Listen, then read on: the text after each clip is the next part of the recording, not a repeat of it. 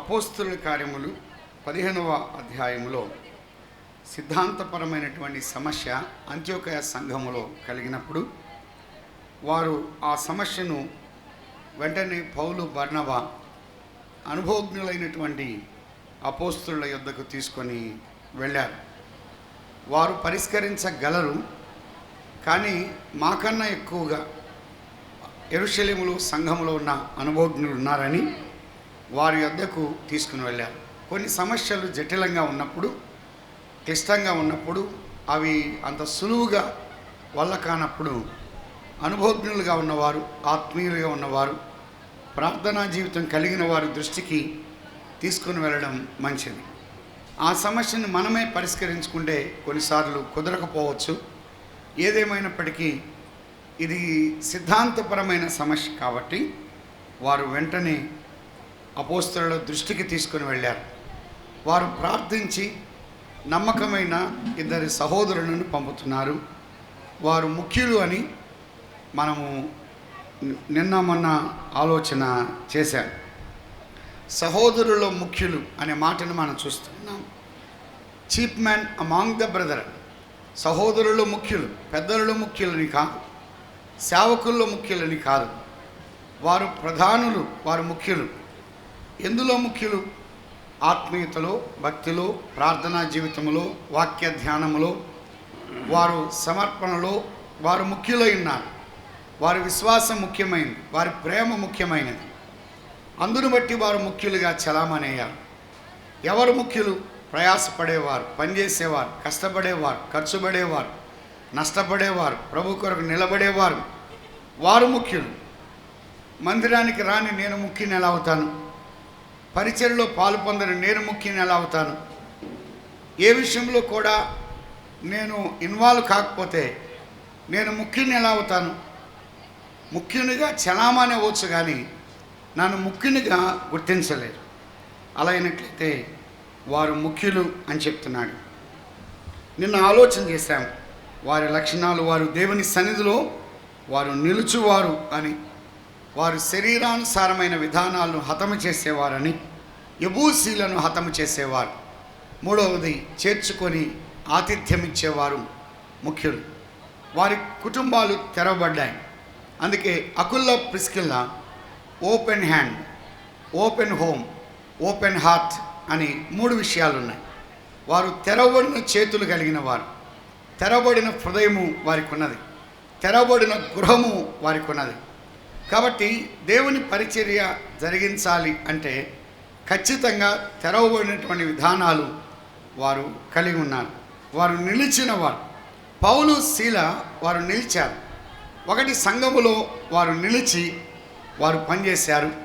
అంత మాత్రమే కాదు, సేవలో నిలిచారు, సువార్తలో నిలిచారు, సత్యములో నిలిచారు, సమస్యలలో నిలిచారు, చెరసాల బంధకాల్లో వారు నిలిచారు. పౌలు, శీల ఎక్కడికి వెళ్ళినా, శీల ముఖ్యంగా నిలిచి పనిచేశాడు. యూదాని ఉపయోగించాడు, కానీ తర్వాత యూదా కూడా పనిచేశాడు. యూదా కంటే శీలను ప్రభు బలంగా ఉపయోగించాడు. అందుకే సంఘాల్లో శీల లాంటి మనస్తత్వాలు కలిగిన వారు అవసరం. సంఘాల్లో చీలలు మంచిది కాదు, చీలలు ప్రమాదం, శీల మంచివాడు. అందుకే కొంతమంది మేకుల్లాగా ఉన్నారు. మేకుల్లాగా ఉంటే సంఘానికి ఎప్పుడైనా నష్టమే. ప్రమాదకరంగా మనం ఉండకూడదు సంఘానికి. అలాగైతే శీల యెరూషలేములో నిలిచాడు, అంత్యోకయలో నిలిచాడు, ఫిలిప్పీకి వెళ్తే అక్కడ నిలిచాడు, మాసిదోనియా ప్రాంతాల్లో, ఫిలిప్పీ, దెస్సలోనికే, బెరయ, ఈ 3 ప్రాంతాల్లో వారు నిలిచి పనిచేశారు. చెరసాలలో సమస్యలు వచ్చాయి, ఇబ్బందులు వచ్చాయి, వారు నిలిచి వారు పనిచేశారు. ఏ విషయంలో అయినా సమర్థవంతంగా ఎదుర్కోగలిగినటువంటి వారు, నిందించిన వారు కాదు, వారి వీరి మీద బ్లేమ్ చేసిన వారు కానీ కాదు. శీల ప్రభు కొరకు సాక్షిగా వారు ఉన్నారు. ఈ ఉదయకాల వేళలో వారి రాకను బట్టి ఒక 3 విషయాలు చెప్పి నేను ముగిస్తాను. 15వ అధ్యాయం 30 వచనం. అంతటా వారు సెలవు పుచ్చుకొని అంత్యోకయకు వచ్చి శిష్యులను సమకూర్చి ఆ పత్రిక ఇచ్చిరి అని అన్నాడు. వీరేం చేస్తున్నారు అంటే, వీరు ఆదరిస్తున్నారు.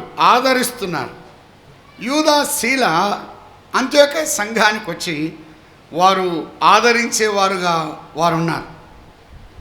ఏ రకంగా ఆదరిస్తున్నారు? ఒకటి, వారి రాక ఆదరణకరంగా ఉన్నది.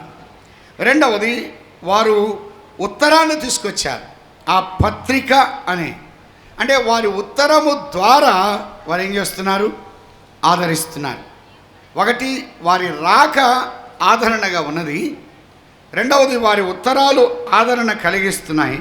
మూడవది 32వ వచనంలో చెప్పాడు, మరియు యూదాయు శీలయు కూడా ప్రవక్తలై ఉండినందున పెక్కు మాటలతో సహోదరులను ఆదరించి అన్నాడు. వారి మాటలు ఆదరిస్తూ ఉన్నాయి. ఈ మూడు విషయాలు మన అనుకూలతను బట్టి ఇలా చెప్పుకుందాం. వ్యక్తుల ద్వారా ఆదరణ ఒకటి, వ్రాతల ద్వారా ఆదరణ అది రెండవది, మూడవది వాక్కుల ద్వారా ఆదరణ. ఒకటి వ్యక్తుల ద్వారా ఆదరణ, రెండవది వ్రాతల ద్వారా ఆదరణ, మూడవది వారి వాక్కు వారి మాటల ద్వారా ఆదరణ. సంఘములో సమస్యలు రావడం కద్దు, కుటుంబంలో సమస్యలు రావడం అది మామూలే. కానీ వ్యక్తుల ద్వారా ఆదరణ ఎవరిని పంపిస్తున్నారంటే, వారు ఎవరైతే ఆదరించగలరో వారిని పంపిస్తున్నారు.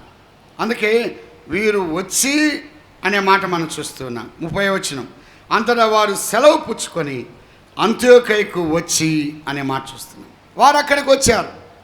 వారి రాక వారికి అంత్యోకయ సంఘానికి ఆదరణకరంగా ఉంది. పిల్లారా, ఈ ఉదయకాల వేళలో ఒక మాట, మనము ఏ కుటుంబానికైనా లేకపోతే ఏ సంఘానికైనా వెళ్తే ఆ సంఘానికి ఆ కుటుంబానికి ఆదరణ ఉన్నదా?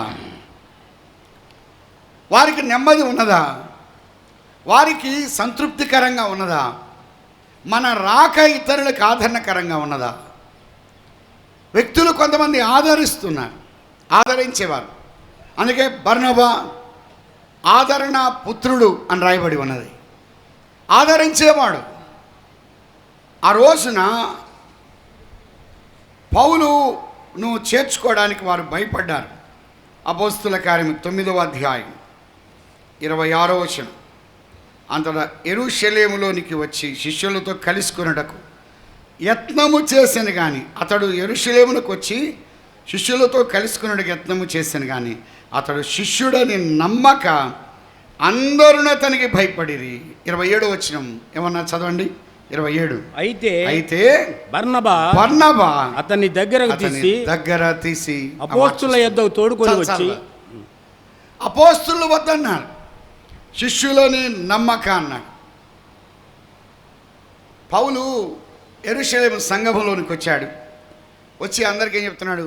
బ్రదర్ వందనాలు అన్నాడు. వాళ్ళు అన్నారు, ఇదేదో కొత్త వేషం వేసుకొచ్చాడు, వందనాలు తర్వాత సంగతి ముందు బయటికి వెళ్ళండి అన్నారు. కాదు బ్రదర్, ప్రభువును చూశాను, అవన్నీ కరెక్టే బ్రదర్, మీరు ముందు బయటికి వెళ్ళండి అన్నాడు. శిష్యుడని నమ్మలేదు. లేదయ్యా నేను ప్రభువు నమ్ముకున్నాను. లేదు, ఎందుకంటే గదిలోనికి వెళ్ళాడంటే, ఇంట్లోనికి వెళ్ళాడంటే, తలుపు మూసాడంటే ఇంక మొదలు పెడితే ఆపడు. ఎవరు? పౌలు. అటువంటి వాడు.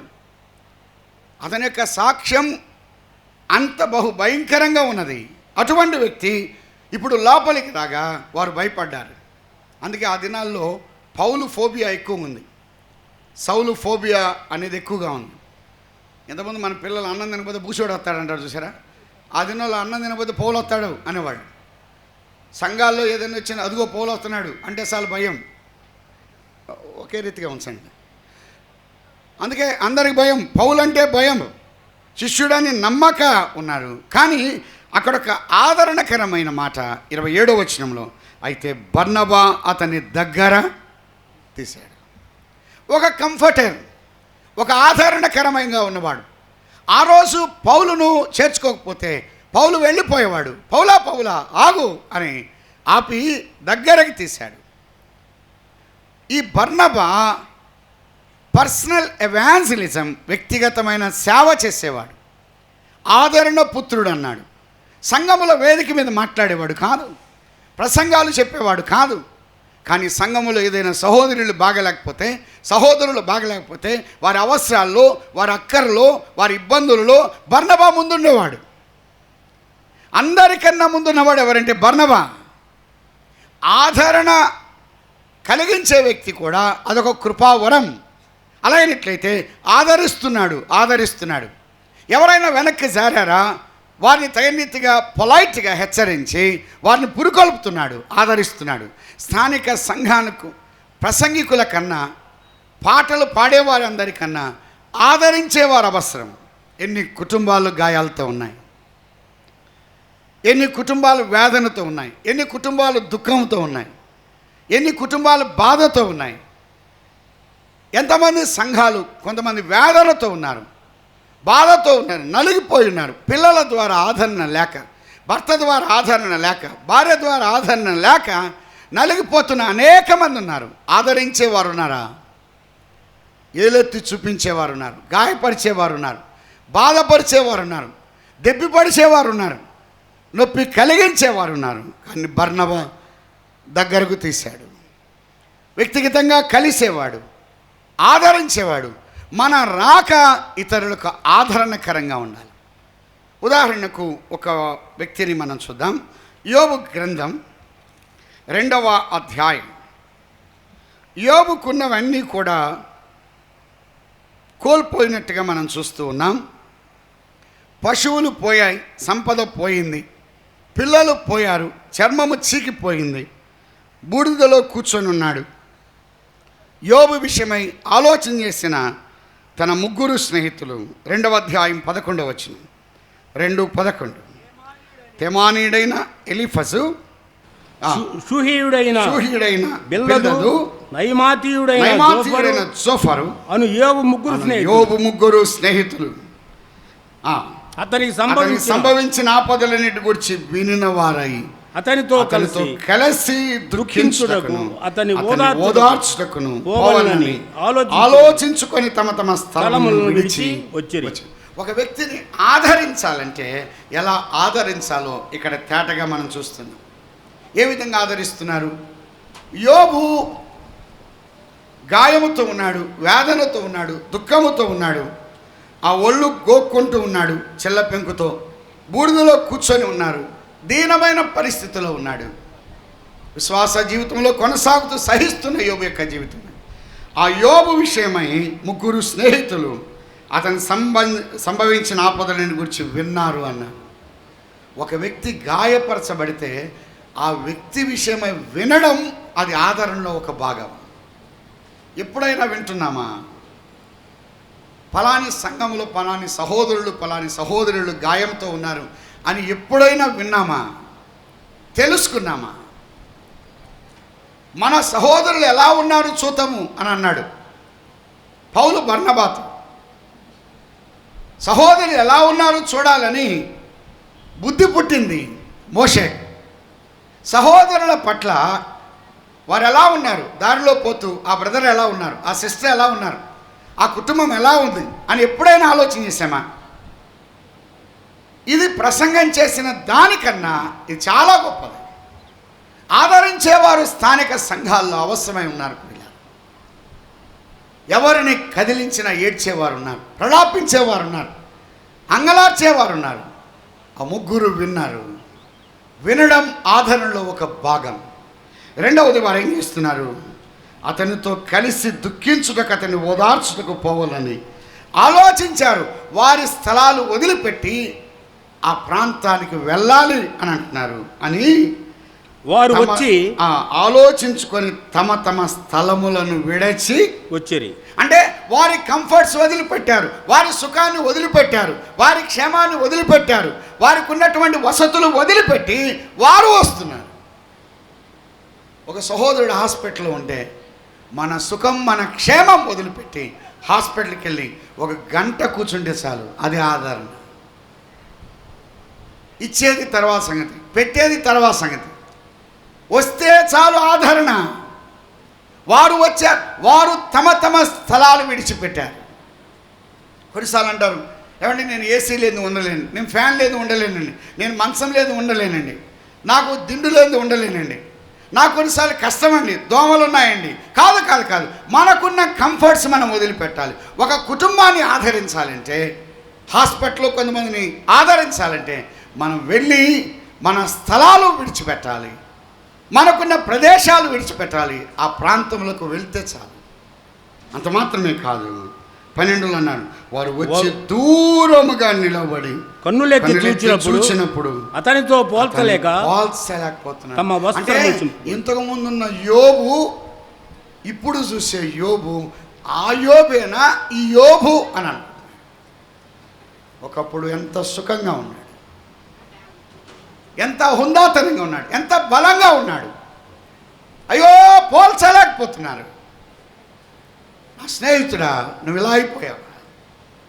ఈ బాధలో ఉన్నావా? ఈ వేదలో ఉన్నావా? యోబు అతడేనా? కొన్నిసార్లు పోల్చలేము కొంతమందిని. అయ్యో ఆ బ్రదర్ అలా అయిపోయాడు, ఆ సిస్టర్ అలా అయిపోయారు, వారి పిల్లలు అలా అయిపోయారు. పిల్లలు పాడైపోతే 10 మందికి చెప్పేవాళ్ళు ఉన్నారు, కానీ పిల్లల విషయమై వారెంత క్షోభ చెందారు, వారెంత అంగలారుస్తున్నాడు. ఏ నాడైనా మనం ఆలోచన చేసామా? కొన్ని కుటుంబాలు పిల్లల ద్వారా ఎంత నష్టపోయారు. పిల్లలు ఏడ్పించారు, పిల్లలు రోజు కొన్నిసార్లు ఏలెత్తి చూపించేవారు ఉన్నారు, కానీ ఆ పిల్లల విషయమై వారు కుంగిపోయిన విధానంలో ఏనాడైనా వాళ్ళ ఇంటికి వెళ్ళామా? పోల్చలేకపోతున్నారు. అతన్ని చూశారు, వారిలో సంతోషం లేదు, నెమ్మది లేదు. అంత మాత్రమే కాకుండా వారు ఏం చేస్తున్నారు? తమ వస్త్రములను చింపుకొని ఆకాశము తట్టు తల మీద ధూళి చల్లుకొని యోబు ఏ స్థితిలో ఉన్నాడో ఆ స్థితికి ముగ్గురు దిగజారు. ఆదరణలో అదొక భాగం. వారు ఆకలితో ఉంటే ఆకలితో ఉండడం, వారు ఏడుస్తుంటే ఏడుస్తూ ఉండడం. ఆ మన ప్రభు అయినటువంటి యేసు క్రీస్తు వారు ఆయన బేతరేకు వచ్చాడు, ఆయన ఏడుస్తున్నాడు. మరియా ఆయన పాదముల మీద 10 కన్నీళ్లు కారుస్తుండగా ఆయన పాదములు మరియా కన్నీరు తాకగానే ఆయన చెలించిపోయాడు. ఆయన కలవరపడుతున్నాడు, హృదయముల వేదన కలిగింది, ఆయన ఏడుస్తున్నాడు. ఏడ్చువారితో ఏడ్చాడు, నవ్వేవారితో నవ్వాడు, అంగలార్చేవారితో అంగలారుస్తున్నాడు. ఆయన రోధించాడు. వారి యావత్ బాధలో ఆయన బాధరందెను. ప్రేమ చేత తాళిమి చేత వారిని ఎత్తుకొనుచు మోసుకొనిచు వచ్చానని యెషయాగ్రంథములను. వారి యావత్ బాధలో ఆయన బాధపడుతున్నాడు. అమ్మాయ్య, బాధపడే ప్రభు ఉన్నాడు, వేదన పడే ప్రభు ఉన్నాడు, దుఃఖపడే ప్రభు ఉన్నాడు, అంగలార్చే ప్రభు ఉన్నాడు. నీ యొక్క బాధలో ఆయన ఇన్వాల్వ్ అవుతాడు. నీ శ్రమ నా శ్రమలో మన ప్రభు ఉన్నాడు. అలాగైనట్లయితే వారు పోల్చలేకపోయారు, వస్త్రాలు చించుకున్నారు, ధూళి పోసుకున్నారు. 13వ వచనంలో అతని బాధ అత్యధికంగా ఉందని గ్రహించి ఎవరును అతనితో ఒక్క మాట అయినను పలుకక రేయింబగలు 7 దినములు అతనితో కూడా నేలను కూర్చున్నారు. మౌనంగా ఉన్నారు. యోబు తెల్ల, వీరు తెల్ల. ఇది ఆదరణలో ఒక భాగం. వినడం, తెలుసుకోవడం ఒక ఎత్తు, వెళ్ళడం ఒక ఎత్తు. అదే బాధను షేర్ చేసుకోవడం, పంచుకోవడం అదొక ఎత్తు. వారు కూర్చొని ఆలోచన చేస్తున్నారు.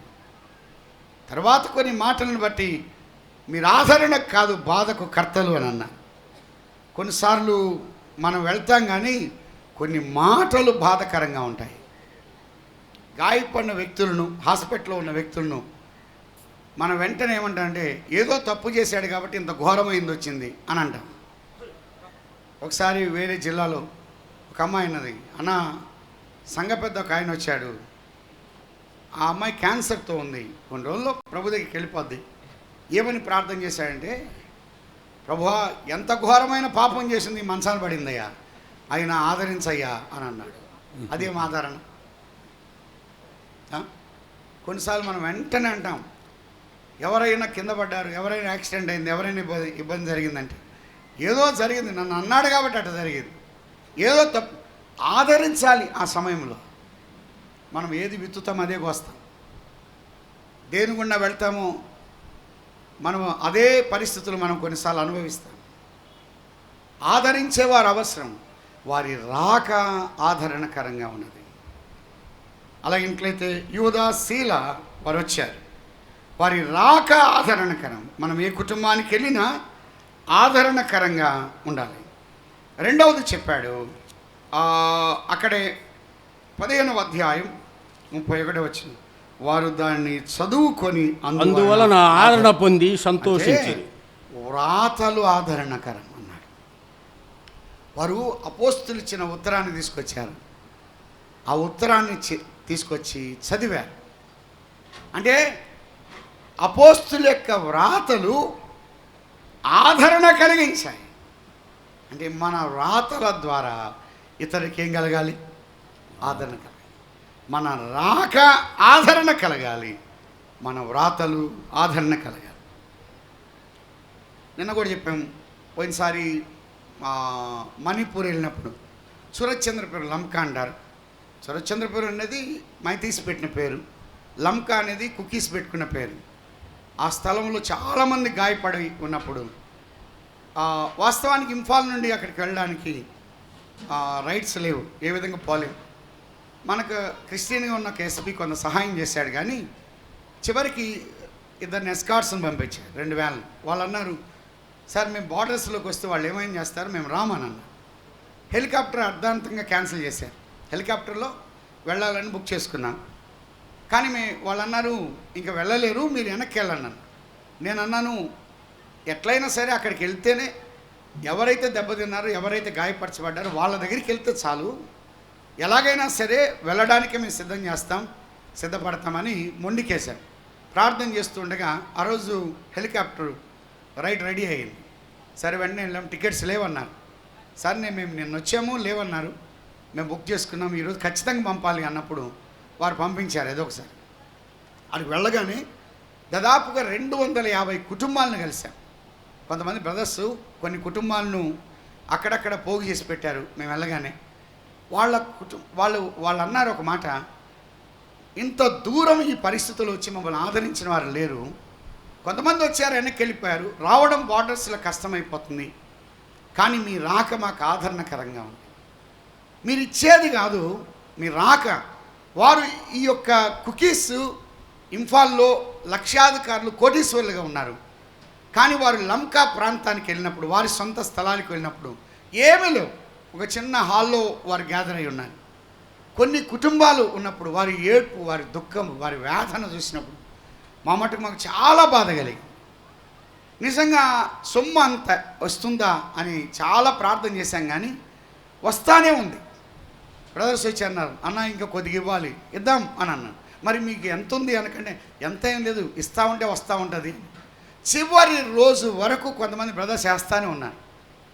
వాళ్ళు ఎంత ఆదరించబడ్డారంటే, కొన్ని కుటుంబాలు అయితే మనకు తెలిసిన పేపర్లు పడిన వాళ్ళ ఇళ్ళకు కూడా వెళ్ళారు. తల నరికిన వాళ్ళ ఇళ్లకు, ఎవరైతే భయంకరంగా భర్తను కళ్ళ ముందే, భార్య కళ్ళ ముందే చేతులు కాళ్ళు నరికి నిప్పుళ్ళు వేస్తే ఆ సిస్టర్ వచ్చి ఏడుస్తూ ఉంది, మాకు ఇలా జరిగింది మా పరిస్థితి అని. వారికి కావాల్సింది సొమ్ము కాదు, వారికి కావాల్సిన అవివి కాదు, ఒక ఆదరణ కావాలి. ఆదరణ కావాలి. ఆదరణ లేని పరిస్థితుల్లో ఉన్నవారు ఎంతోమంది ఉన్నారు. మన దగ్గర ఉన్నారు, మన సంఘాల్లో ఉన్నారు, కానీ ఆదరించేవారు అవసరం. ఒక కంఫర్టర్, ఒక ఆదరణ కలిగించేవాడు.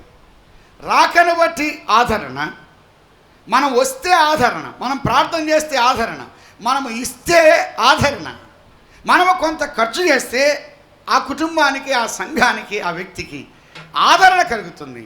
రెండవది, కొన్నిసార్లు వెళ్ళలేం, మనం పంపించవచ్చు. కొన్నిసార్లు వ్రాతలు ఉన్నాయి, ఆదరణ ఇస్తాయి.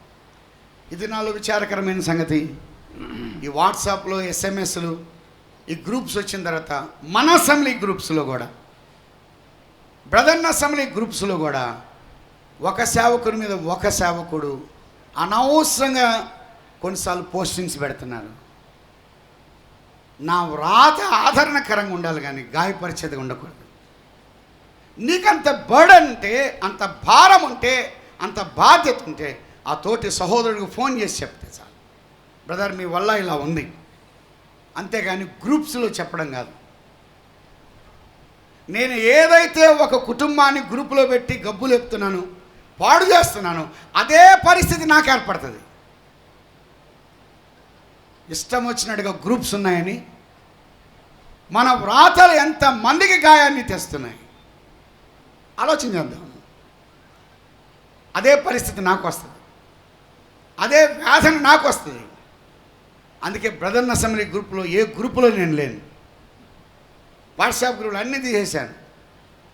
ఒక నెమ్మదికరంగా లేదు, సమాధానకరంగా లేదు. సేవకుడి మీద వ్యతిరేకంగా మాట్లాడడం, పెద్దల మీద వ్యతిరేకంగా మాట్లాడడం, ఆ సంఘం మీద వ్యతిరేకంగా మాట్లాడడం, ఈ గ్రూపుల్లో పెట్టడం, మరి ముఖ్యంగా కొన్ని ట్విన్ సిటీస్లో ఎక్కువైపోయింది. సోదరుడా సోదరి, ఒక సహోదరుడు ఇలాగే పెడతాను, సహోదరుడా నాకు వ్యక్తిగతంగా పెట్టావు, ఇది సరైన విధానం కాదు. ఆ సేవకుడు ఆంధ్రాలో వాడబడుతున్నాడు, అనవసరంగా ఆ సహోదరుడి విషయమై నువ్వు చేయడం చాలా తప్పు. కొన్నిసార్లు గాయపరిచేవారు ఉన్నారు. మనం సింపుల్గా పోస్ట్ చేస్తాం, వాళ్ళు ఎంత వేదన చెందుతారో అది మనకు తెలియదు. వారి వ్రాతలు ఆదరణకరంగా ఉన్నాయి. మనం రాసే మాట, మనం పంపించిన SMS, మనం పంపించింది ఒక్క సమాచారం వారికి ఒక ఆదరణకరంగా ఉండాలి, ఒక ఉత్తరం ఆదరణకరంగా ఉండాలి. మన రాతలు గాయపరిచేవిగా ఉండకూడదు. ఏ నాడు కూడా అలాంటి పోస్టింగ్స్ పెట్టడానికి మనము సాహసించబాకండి, ప్రయత్నం చేయొద్దు. ఒకవేళ నన్ను న్యాయాధిపతిగా దేవుడు నియమించాల, ఒక జడ్జిగా నియమించాల, నీకున్న స్థానిక సంఘం పట్ల నీకు కన్సర్న్ ఉండాలి. కానీ ఇతర సంఘాల పట్ల నీకు అంత బాధ్యత ఉంటే ఫోన్ చేసి ఆ సహోదరుడికి చెప్పంతే. కానీ ఆ సహోదరుడి యొక్క సాక్ష్యం పాడు చేయదు, ఆ సహోదరి యొక్క సాక్ష్యాన్ని పాడు చేయదు. ఒకానొక దినమున ఐతుకు కిటికీ మీద నుండి కింద పడితే పౌలు క్రిందికి వెళ్ళి అతని మీద పడి, ప్రారంభంలో నాకు అర్థం కాల, అసలు ఐతుకే పడితే ఐతుకు మీద పడ్డాడు. ఐతుకు మీద పడి కౌగలించుకున్నాడంటే వెట్టగలిగించాడు, ప్రేమ చూపించాడు. నా సహోదరుడా, తమ్ముడా, నువ్వు పడిపోయావా, నువ్వు జారిపోయావా? ఆ కుటుంబాన్ని పిలిచి అల్లరి చేయలేదు. ఏమయ్యా ఎలా పెంచేది నీ కొడుకు, నువ్వు పెంచేది ఇంతేనా, నువ్వు కూర్చోబెట్టేది ఇక్కడేనా అని అల్లా అక్కడ ఆదరిస్తున్నాడు. ఆదరించే పౌలు లాంటి వ్యక్తులు కావాలి. పడిపోయిన వారు, ఆడపిల్లలు జారిపోతున్నారు, మగపిల్లలు జారిపోతున్నారు, పడిపోతున్నారు, వారి విషయమై అంత బాధ్యత వహించి వారి దగ్గరికి వెళ్ళి ఆదరిస్తే చాలు. వెట్ట కలిగించాడు. మీరు కంగారు పడద్దు, మీరు తొందరపడద్దు.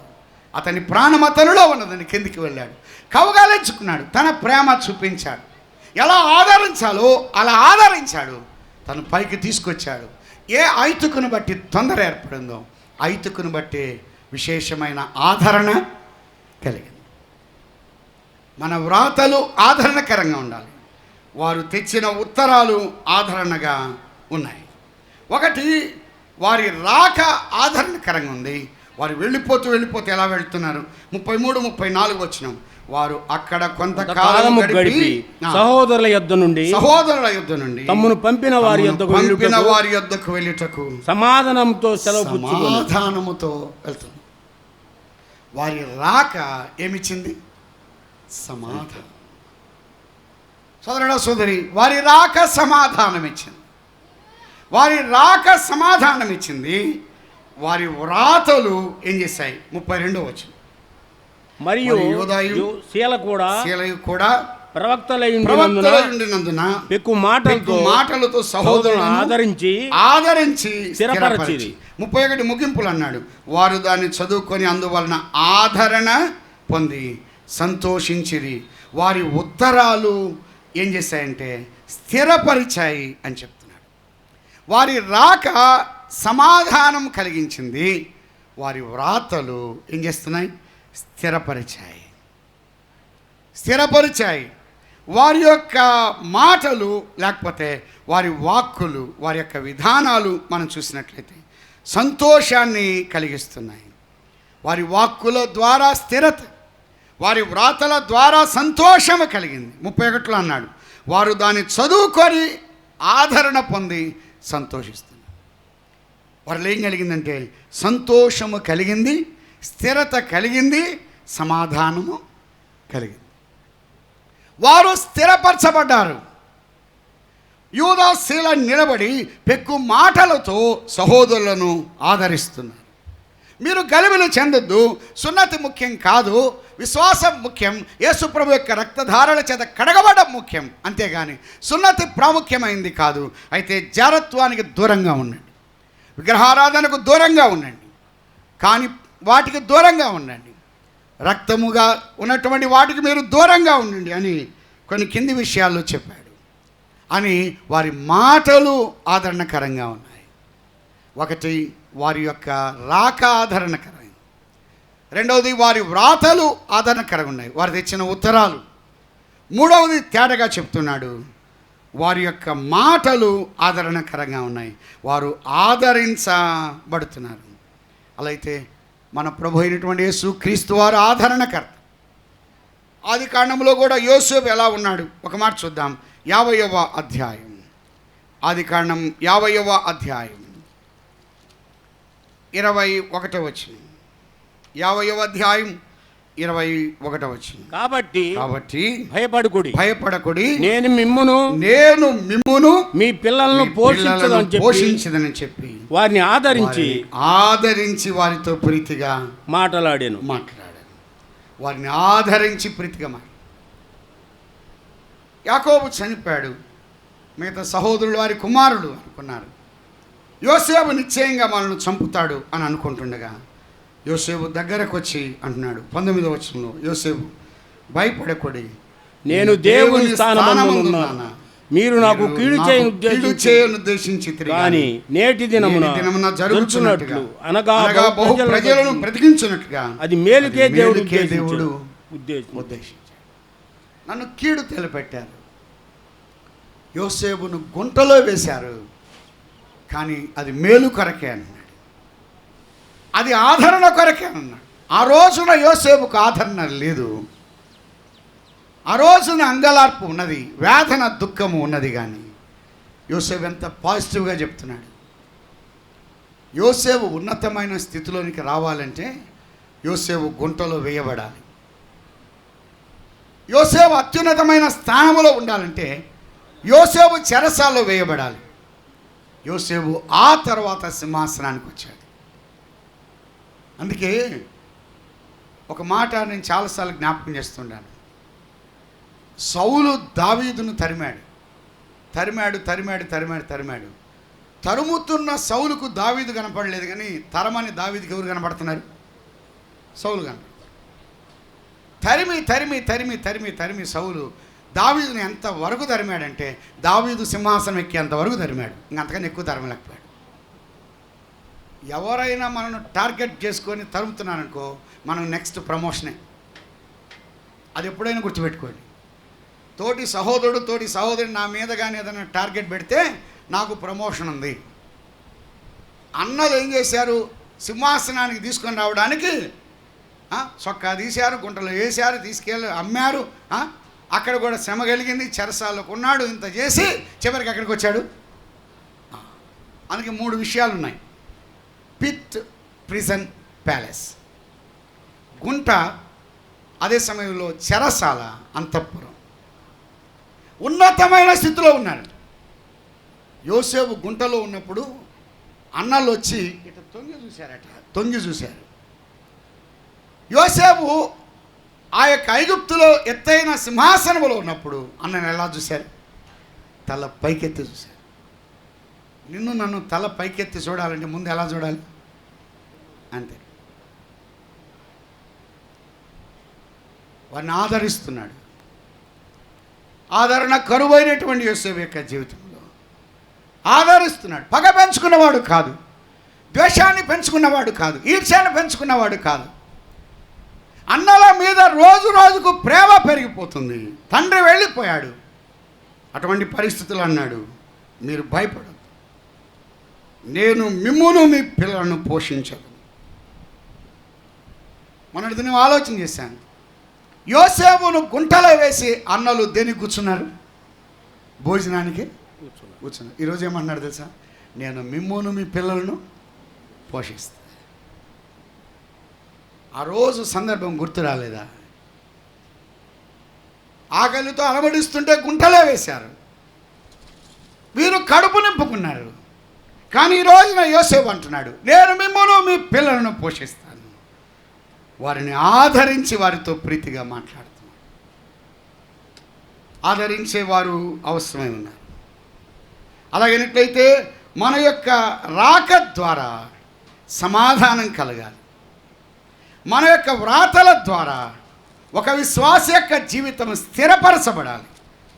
మన యొక్క వాక్కుల ద్వారా కొంతమంది సంతోషించాలి, ఆనందించాలి, వారిలో స్థిరత ఏర్పడింది. మన ప్రభు అయినటువంటి యేసు క్రీస్తు వారు ఆయన ఆదరించేవాడు. 54వ కీర్తన 4వ వచనం. 54వ కీర్తన 4వ చరణాన్ని మనం చూద్దాం. ఇదిగో దేవుడే నాకు సహాయుడు, ప్రభువే నా ప్రాణమును ఆదరించువాడు. నా ప్రాణమును ఆదరించువాడు ప్రభువే. ప్రభువు కూడా అని అనలేదు, ఏమంటున్నాడంటే ప్రభువే అని అన్నాడు. There is no second option, రెండవ అవకాశము లేదు. ప్రభువే ఆదరించేవాడు. ఆదరణ కోల్పోయాం, ఓదార్పు కోల్పోయాం, నెమ్మది కోల్పోయాం. వారు ఆదరించి వారు వెళ్ళిపోతున్నారు, సమాధానపరిచి వెళ్తున్నారు, స్థిరపరిచి వెళ్తున్నారు, సంతోషంతో నింపి వెళ్తున్నారు. వారు వచ్చే సమయానికి హృదయంలో కలవరం ఉన్నది. వారు వెళ్తున్నప్పుడు ఎలా వెళ్తున్నాడు?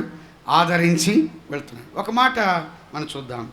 అపోస్తలుల కార్యం 15వ అధ్యాయం 24లో అన్నారు, కొందరు మా యొద్ద నుండి వెళ్ళి తమ బోధ చేత మిమ్మల్ని కలవరపరిచి మీ మనస్సులను చెరుపుచున్నారు. 33, 34 వచనాల ముగింపులు అన్నాడు, సమాధానంతో సెలవు పుచ్చుకొని వచ్చేటప్పుడు కలవరం ఉంది, వెళ్ళేటప్పుడు ఏముంది? సమాధానం. వచ్చేటప్పుడు వారి మధ్య దుఃఖము, వేదన ఉన్నది, వారు వెళుతుండగా సంతోషం ఉన్నది. వచ్చేటప్పుడు వారు అస్థిరంగా ఉన్నారు, వారు వెళుతున్నప్పుడు ఎలా ఉన్నారు? స్థిరులయ్యారు. మన ప్రభు అయినటువంటి యేసు క్రీస్తు వారు నిన్ను నన్ను ఆదరించడానికి ఈ లోకానికి దిగి వచ్చాడు. ఆదరణ కోల్పోయాం, పాపాన్ని బట్టి, అక్రమాన్ని బట్టి, అన్యాయాన్ని బట్టి. ఆదరణ లేని మన జీవితాలను ఆదరించడం కొరకే ఆయన ఈ లోకానికి దిగి వచ్చాడు. ఆయన పేరే ఆదరణ కర్త. ఎంతమందిని ఆదరించాడు! 4 సువార్తలో ఎంతమందిని ఆదరించాడు!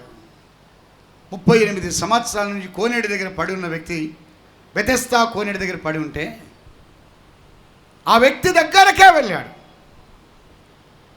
ఆ వ్యక్తి అట అనారోగ్య పాలైన వాళ్ళందరిలో సీనియర్ అంట. 38 సంవత్సరాలు. వెనక వచ్చిన వాళ్ళంతా బాగుపడి వెళ్తున్నారు, అందరికి సలహా ఇస్తున్నాడు, ఇది ఇటు వెళ్ళండి, అటు వెళ్ళండి, ఇటు వెళ్ళండి అంటున్నాడు. ఇతను బాగు కావట్లా. అన్ని సూచనలు ఇస్తున్నాడు, ఎప్పుడు నీళ్లు కదిలించబడతాయి సలహాలు ఇస్తున్నాడు. కానీ ఇతనికి ఎవరు లేరు.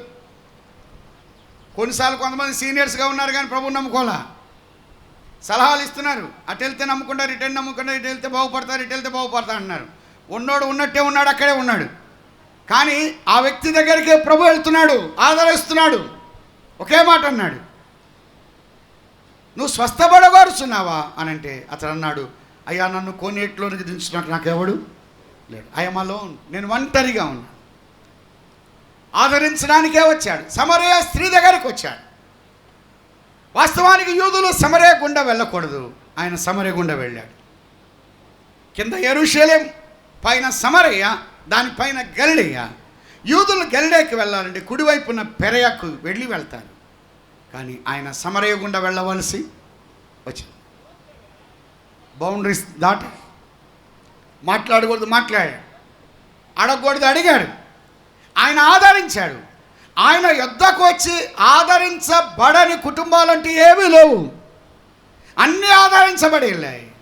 ఆయన ఆదరణకర్త. నిన్ను ఆదరించడం కొరకై ఆయన కల్వారి శిలువకి ఎక్కాడు. ఆదరించే వారి కొరకు కనిపెట్టాను, ఓదార్చే వారి కొరకు కనిపెట్టాను. కానీ ఎవరు కానరారు. ఆయన కల్వారి శిలువలో నీ కొరకు, నా కొరకు ఆదరణ కోల్పోయాడు. ప్రియులారా, ఆదరించిన వారు లేరు. శిష్యులు దూరమయ్యారు, తనతో ఉన్నవారు దూరమయ్యారు. ఆయన నిజంగా ఒంటరిగానే ఆయన ఉన్నాడు. యెషయా తన తరం వారిలో విచారించిన వారు ఒక్కరు లేరు, తన వెనక సపోర్ట్ ఇచ్చిన వారు లేరు. ఆదరణ కోల్పోయి ఒక దిక్కులేని వాడుగా ఉన్నాడు. నీ కొరకు, నా కొరకాయి, నిన్ను రక్షించడం కొరకాయి కొడితే కొట్టబడ్డాడు. ఉమ్మివేతల, పిడుగుద్దుల, అవమానమ, నింద, హేళన. ఆ యొక్క శిలువ దగ్గర ఆదరణ లేదు, యెరూషలేము వీధుల్లో ఆదరణ లేదు, గొల్గొతా కొండ దగ్గర ఆదరణ లేదు. అందరినీ ఆదరిస్తున్నాడు. ఆయన ఆదరణ లేనివాడు. నన్ను ఆదరించిన కొరకు ఆయన ఈ లోకానికి దిగి వచ్చాడు. ఆయన యొద్దకు వస్తావా? నీ కొరకు నా కొరకు చనిపోయి సమాధి చేయబడి తిరిగి లెగుస్తున్నాడు. లేచిన ప్రభు చేతులు చాచి పిలుస్తున్నాడు. ఆయన దగ్గర ఆదరణ ఉన్నది. ఆయన దగ్గరకు వస్తే చాలు. ప్రభువా, పాపాన్ని బట్టి నెమ్మది లేని జీవితం నాది, నన్ను ఆదరించంటే ప్రభువే నిన్ను ఆదరిస్తాడు. ప్రభువే నిన్ను ఓదారుస్తాడు. వారి యొక్క రాక ఆదరణకరంగా ఉన్నది. వ్యక్తుల ద్వారా ఆదరణ, వ్రాతల ద్వారా ఆదరణ, వాక్కుల ద్వారా ఆదరణ. సంతోషించారు, స్థిరపడ్డారు, సమాధానం కలిగి. మన కుటుంబ జీవితాల్లో, సంఘ జీవితాల్లో అటువంటి ఆదరణకరంగా మనం ఉందాం. ఎక్కడ ఉన్నా ఒక కంఫర్టర్గా, ఒక ఆదరణకరంగా మనం ఉందాం.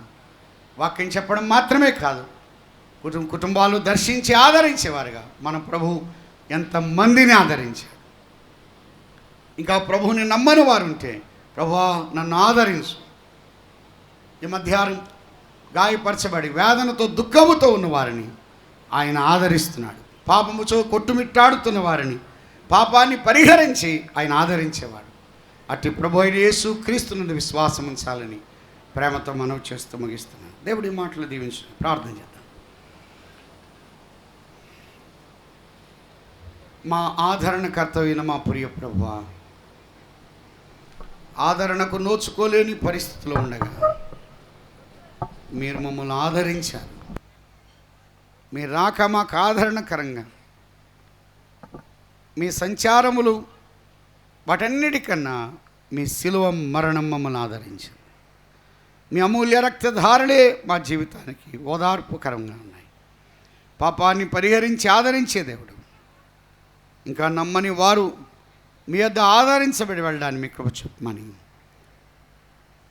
మా రాక ఆదరణకరంగా, మా వ్రాతలు ఆదరణకరంగా, మా వాక్కులు ఆదరణకరంగా ఉండేలాగన అటువంటి సంతోషం, స్థిరత, సమాధానం కలిగి ముందుకు సాగుట్లో మీ కృప అనుగ్రహించమని, తిరిగా మాట్లాడవలసిన మీ దాసులను బలపరచమని యేసుక్రీస్తు ప్రభు నామమున స్తోత్రం చెల్లించి ప్రార్థించి అడిగి వేడుకుంటున్నాము తండ్రి.